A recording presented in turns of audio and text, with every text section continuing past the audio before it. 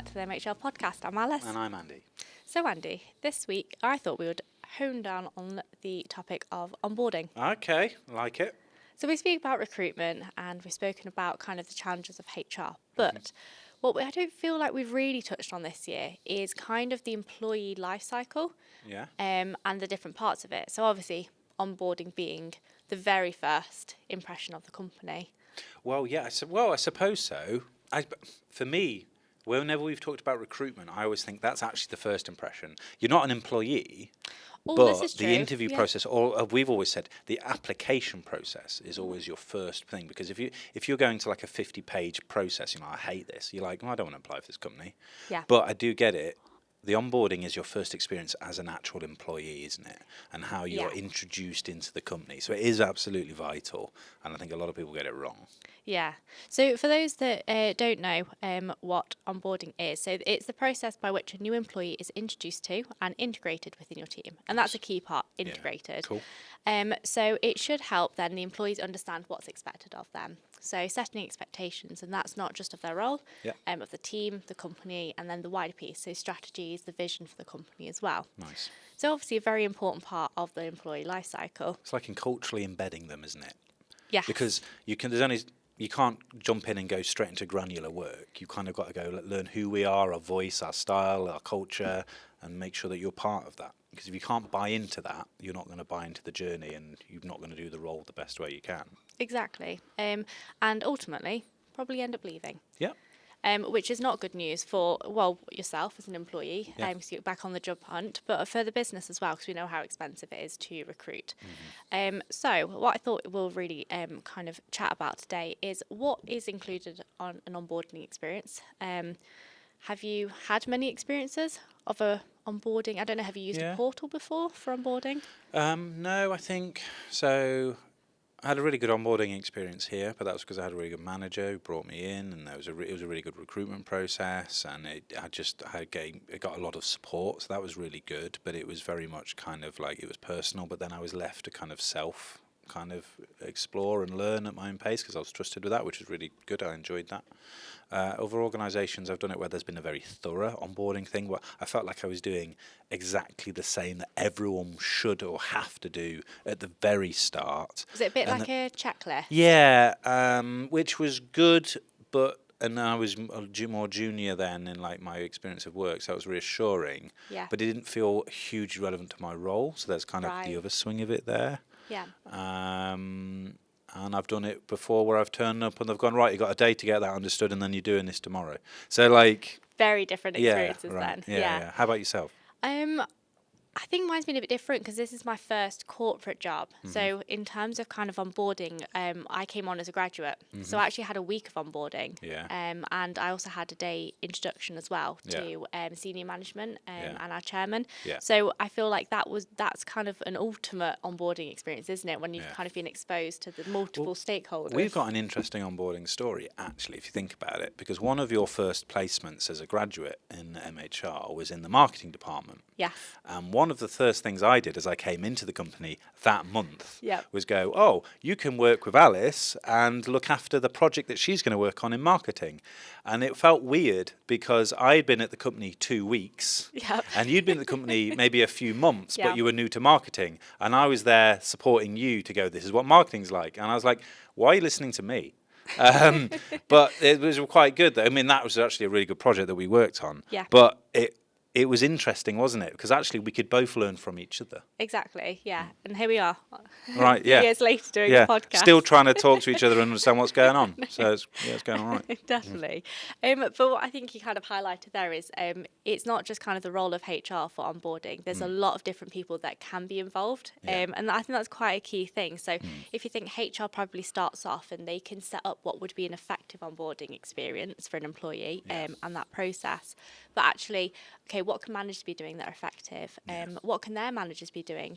They should really be introducing themselves and setting kind of the expectations for team members as well, and also outside your team. So what other areas are they going to be working on? And again, it doesn't need to be hand-holding at all, for this sort of thing. But I think what's a really key thing, hopefully not a checklist where you go in on paper, but you know exactly where you need to be at what time, and at different points. So there's a balance, isn't there? I think we've actually got a new one that we're doing at the moment. It's really good actually.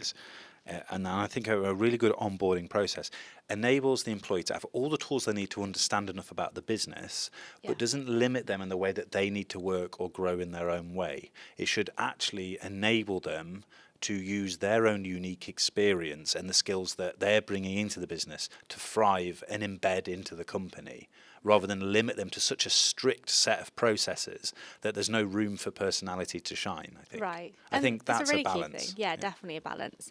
So as well, we talk about onboarding, obviously a lot in the context of you've arrived on your first day, but actually there's a pre-onboarding phase that happens. Pre-onboarding. So this is, you've accepted your job offer, and it's the impression you leave when it's that gap. Now, that gap can be quite a few months. If you've got garden leave or something, you could be waiting for that employee to start for 3 or 4 months. Yeah. Now, the expectation should be that there's communication during that time. Yep. Obviously, you want to start welcoming, you want to start setting up that employee ready for their first day. So it's probably an area that's missed most by businesses. Recruitment's relieved they've managed to get someone in that position.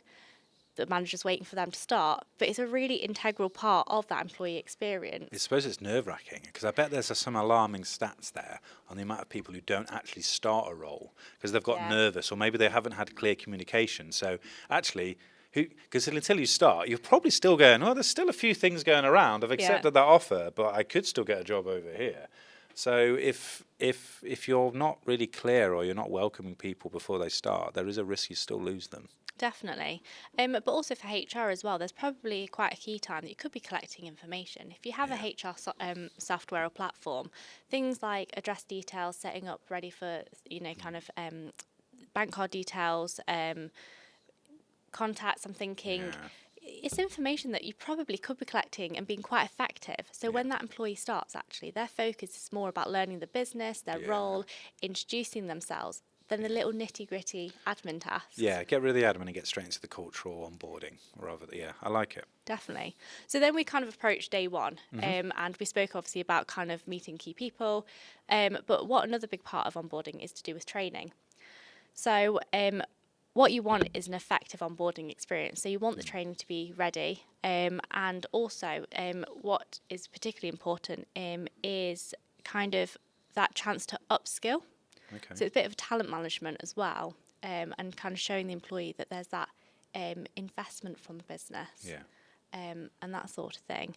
We say that, don't we? We say it when people come into new roles, but they also say when people join a business, like, let us know where you want to develop and grow, because it's ultimately the employee's experience to lead their own development, but the company has to, make it very aware that they will support and enable that. And I think a new job is a perfect opportunity to go, I'm here because you want me for this, but now I'm in a new work environment. I'd really like to invest in my skill set because I know I can bring that into the team. Yeah. And I suppose it's less a risk for a business. Business is probably more willing to invest in a new employee's new skill set because they're like, you're going to bring it into the company. Whereas maybe if they're worried people are a flight risk, it's like, okay, we'll skill you, but also are you going to take that somewhere else? Where should we invest that? Definitely. And you kind of point to the next point I want to go on, really, which is it's not enough just to hire that employee and the company to sit back, actually. Like you say, the business, yes, that employee might go elsewhere, but actually there's so much more to that. So if they've got a good impression of the business and they feel supported, they're less likely to leave. Can't always prevent that, and that's quite a healthy thing, I think, for employees to leave, because they can come back as long as the culture's positive and they've left on a good note. They can come back, so I wouldn't see it as a negative thing. No. But like I say, it all stems back to how that employee feels and how much they've integrated into their team, doesn't it? One of the things that I think we do very well here, actually, not that I know we shouldn't shout about ourselves, but our first 2-day onboarding process, I think, is great. Like, I think everyone knows about it because everyone gets a very similar experience, but you have a 2-day induction, which is kind of start of your onboarding process when you start with, Chris and Jules, who we've had on this podcast several times talking about training and development. Our very own Ant and Deck of MHR. And that's brilliant because it's a really good opportunity for you to meet people on the same day who are starting the company from lots of different departments, and you remember those connections and you carry them through your time at the company, but it also gives you a window into other departments that you may never always usually interact with, and it really helps you understand the business. And it's just really nice to have two very friendly faces at the start of your journey that will always follow you through your career, like we have with Chris and Jules. Definitely. So I'm a big fan of what we do here for that. Oh, me too. But one thing I guess kind of going off that point is that for us that works really well. We're a private family business, so we're able to host, like, say, that 2-day induction. Now that might not suit every business, and that's, again, it's where HR needs to look at the business and say, right, what is the most effective? Is it a day's induction? Is it in person? Is it online? Now, obviously, there's pros and cons to both, but you've got to look at your industries as well. I can imagine onboarding for retail, it's got to be very quick. You've got seasonal staff, you've got quick turnovers, maybe you've got quite large teams as well. Whereas, in comparison, like I say, for us, a private family business, we have, I guess, the luxury of where we can have 2 dedicated resources where you're really integrating the newbies into the business from day one with a dedicated resource. And I know it works well because we do have the new starters, they come in and they say, oh, Chris and Jules are great. But again, it won't work for everyone. So it's not only kind of looking at what you can be doing, but there's technologies out there that support. So things like an onboarding portal, I think can work for most industries, I'm imagining. And also, some people, we're talking about a very in-person process. Some industries and some companies work purely based on a remote or a place of working where you have to connect digitally. And we're always talking about it, aren't we? How can you automate your processes so every employee, whether they're remote, they're on the road, they're in the office, they're in a warehouse, they're in whatever location, are having the same experience on a digital platform, which can track the data, can support them on an equal footing. Exactly. So the final point about onboarding is not just focusing on the first day of the first week, but actually onboarding, I would say, lasts 30, 90 days, maybe before. I don't know about you, but for me, I started in customer success about 8 months ago. I think it took me 6 months to really understand the role. Can do. I agree. I think we recognise that here, actually, that it's not an instant thing. Like, I've been in the same department since I've started here. I've been here nearly 3 years, and I had a really good first 6 months that I really felt like I got to grips, and I was put in front of people where I could really start to understand the world, but also given the opportunity to be proactive, and that was encouraged, which helped. But I probably didn't find the full swing of it till about maybe like 3-5 month stage. I felt like I started to understand what was going on, but then I still really built up momentum at that 6 month stage to go, I'm owning this now. It does take time. It does, but I think that's something that's important for the managers of new starters is actually to be involved right at the beginning, but actually when that employee starts to build confidence in their role, and then maybe they might start asking more questions, is to almost check in 30 days, 90 days and say, have you got the resources support you need? Do you know the answers? Do you know who to connect with? And I think it's quite a pinnacle point for an employee to feel like they've been listened to, not just right when they're starting, but throughout. And to monitor like that first dip. And that sounds weird, but like you come in and you accelerate up and it's all positive.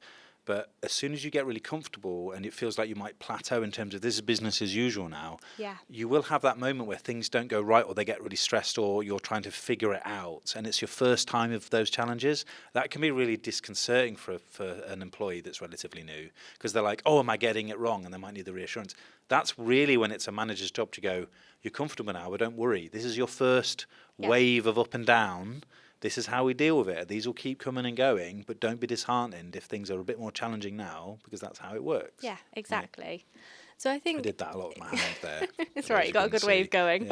But you kind of touched on, I think, what is the ultimate impact of having a good, effective onboarding experience. So obviously you spoke there about kind of picking up where there might be that dip or the business as usual and kind of a key touch point in the employee journey. And I spoke about for HR is having something effective. So if someone's effectively integrated in the team, they're more likely to be productive, aren't they? It means that as well, onboarding can be shortened in the amount of time it takes for that employee to feel comfortable in the role, and therefore it means that obviously they're getting on with the job quicker. Overall, arching is probably improving the employee experience. So we've got here kind of if they have an effective, experience-driven onboarding, it leads to greater job satisfaction. Yep. Obviously, we've spoken about previous podcasts. If there's job satisfaction, there's greater motivation. Yep. They're less likely to leave. It's all the same points we spoke about before, isn't it? And then, like I mentioned just there, the retention. Apparently, research by Glassdoor found that employees who rated their onboarding experience as highly effective were 18 times more likely to feel highly committed to the organisation. Nice. I like that. Yeah, they feel welcomed. They feel part of that community and that culture, which I think is really important. Indeed. And I think what's important is for businesses then to think about the investment. So if you invest in onboarding, actually, how much that return comes back into the business. There must be some good stats we can get there on. Like onboarding investment leads to X retention. Yes. There must be something there that we could work on. I think so. I like it. I think, so to clarify then, I think we've had a really good discussion on the difference between onboarding and preboarding, which is an ever-prevalent topic we're talking about. How long, we've reflected on how long a good onboarding process should take. We've reflected on the medium in which we do it, in terms of like what platforms, how we would do that in person and what works for different businesses, and then any misconceptions about onboarding and actually, the impact of investing in that. So nice. You've onboarded me onto onboarding quite well, I feel like. Are you on board with me? I'm on board. Brilliant. I am on board. Brilliant. If you're on board, or if you want to find out more about getting on board about onboarding, you can go to the MHR website. We actually have a blog that was released at the start of, very recently, actually. There you go, fresh off the press. Fresh off the press. There was a blog that talks about everything we've just talked about. Onboarding, preboarding, the enhancing the employee experience and how you can take those tips into your business. So have a check. We'll just check it out. It's very good. Lovely. Well, I think that's been a good chat, hasn't it? Yeah, I enjoyed that. Thank you. We'll see you very soon on the next podcast. For now, I'm Alice. I'm Andy. Cheers. Bye-bye.